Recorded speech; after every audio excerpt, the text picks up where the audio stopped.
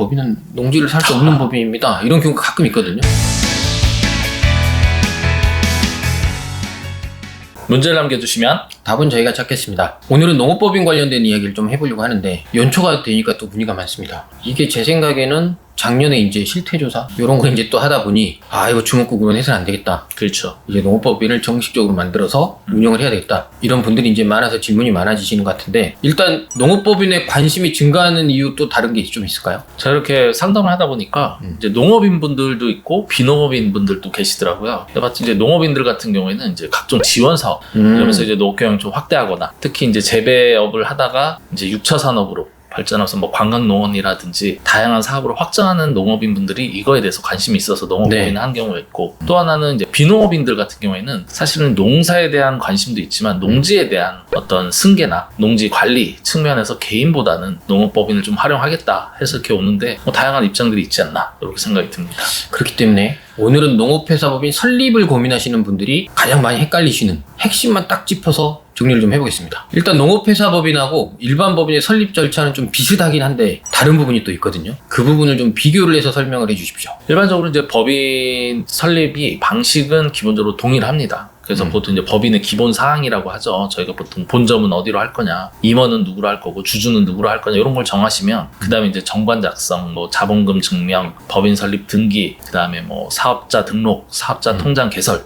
이런 식의 프로세스를 가는데 이거는 일반 법인이나 농업법이나 동일한 것 같아요. 근데 단지 차이는 농업법인은 지자체에 사전 설립 신고 허가를 받아야 됩니다. 내 마음대로 할 수 없다. 그렇죠. 법인 만들어서 뭐 할 거냐, 진짜 농사 질 거냐, 어떤 농업 관련된 경력이 있고 농업에 관련된 시설이라든지 혹은 장비는 무엇을 갖고 있느냐 이런 것들을 좀 구체적으로 사업 계획서처럼 내서 설립하는 것을 허가를 받아야 된다. 요게 좀 차이가 있을 것 같습니다. 그러니까 일반 법인하고 농업회사법인의 가장 큰 차이는 제가 볼 때는 딱 요건데 요약하자면 농업인이 참여해야 된다. 그렇죠. 그게 핵심이긴 하죠. 이제 가장 많이 묻는 질문들이에요. 농업인이 몇 명 필요하냐? 그리고 도대체 몇 프로까지 참여해야 되냐? 이런 부분들이 있거든요. 이 부분을 좀 질문을 좀 드리도록 하겠습니다. 농업회사법인 설립을 위해서 농업인이 필요한데 이 농업인에 대해서 좀 정의를 해주세요. 일단 그죠. 농업법인 할 때마다 농업인이 필요한데 나도 농업인인가? 나도 농업인이라고 했는데 저희가 서류를 띄워봤더니 그 농업인 요건이 안 된 경우도 있는데 단적인 예로 보면 이제 농업 경영체 등록 혹은 농업인 확인서라는 이 서류를 가지고 있으시면 됩니다. 네. 근데 이제 이 서류가 어떻게 발급이 되냐면 1차적으로는 당연히 농사를 짓는 분들 그래서 그거에 대해서 국립농산물 품질 관련해서 확인을 받은 분들 이렇게 되는데 여기에 추가적으로 나는 농사 짓지 않고 다른 걸 하면 안 되냐 하는 분들이 있는데 그렇죠. 가축이라든지 곤충 사육도 가능하다.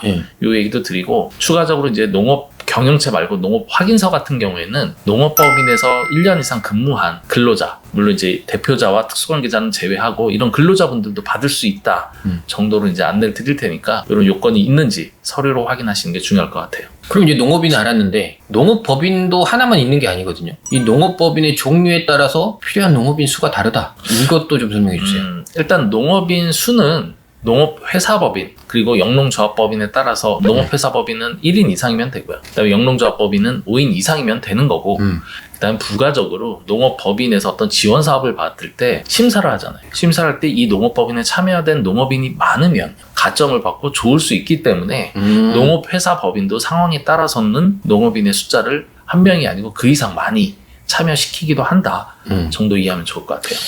네, 그러면 농업회사법인 설립하려면 반드시 충족해야 되는 조건이 무엇일까요? 이게 이제 오늘의 포인트일 것 같은데 반드시 충족해야 되는 요건은 딱 두 가지입니다. 앞서 이야기한 대로 농업인이 주주로 참여해야 된다. 1번. 그리고 두 번째로 농업인은 10% 이상의 지분을 보유해야 된다. 이 두 가지 조건만 충족한다면 그 이외에는 농업인과 관련해서는 특별하게 갖춰야 되는 요건이 존재하지는 않습니다.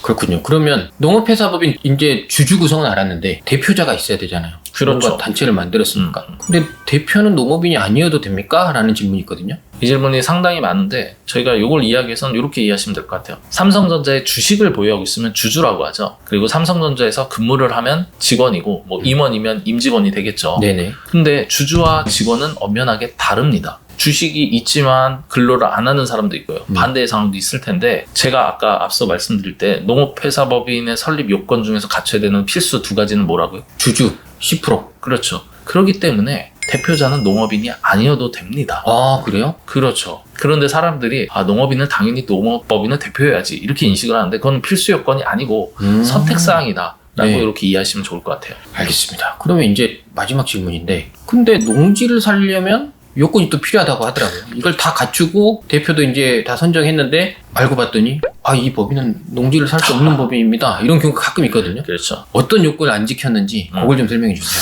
일단 농업회사법인 설립 요건은 아까 두 가지로 끝나는 게 맞는데 단 예외적으로 농지를 구매하려는 농업회사 법인은 업무 집행 결정권자 중에 3분의 1 이상이 농업인이어야 된다는 규정이 있습니다. 3분의 1. 네, 여기서 이제 업무 집행 결정권자 하니까 복잡한데 쉽게 얘기하면 아까 제가 주주, 임원, 직원 얘기했는데 임원이라고 생각을 하시면 될 것 같아요. 대표이사나 사내이사나 이런 분들이 업무 집행 결정권자인데 네네. 예를 들어서 저희가 농업회사 법인을 설립하는데 대표자는 우리 비농업인인 박세무사가 하는 거죠. 그러면서 설립 가능하죠. 근데 이 상태로는 농지를 살 수가 없어요. 불법인가요? 그렇죠. 오. 그런데 만약에 제가 농업인인데 저는 대표는 아니지만 임원으로 참여를 해요. 그러면은 저희는 전체 중에 몇 명이 농업이니까요? 반이죠. 그렇죠. 2분의 1이죠. 그럼 3분의 1 이상이면 되니까 넘어갔잖아요. 네. 그럼 저희 법인은 농지를 구매할 수 있는 이런 상황이 됩니다. 그러니까 대표자가 아니어도 3분의 1 요건만 맞추면 농지 구입에 문제가 없다. 맞습니다. 알겠습니다. 오늘 질문이 농업법인 설립 관련된 농지, 농업인 조건 이런 부분은 이제 다 설명이 된 것 같거든요. 이제 만들기만 하면 될 것 같습니다. 네. 오늘의 한 줄 평은 저는 농업회사 법인, 농업인 한 명은 필수입니다. 농업회사 법인 설립은 미래드림과 함께.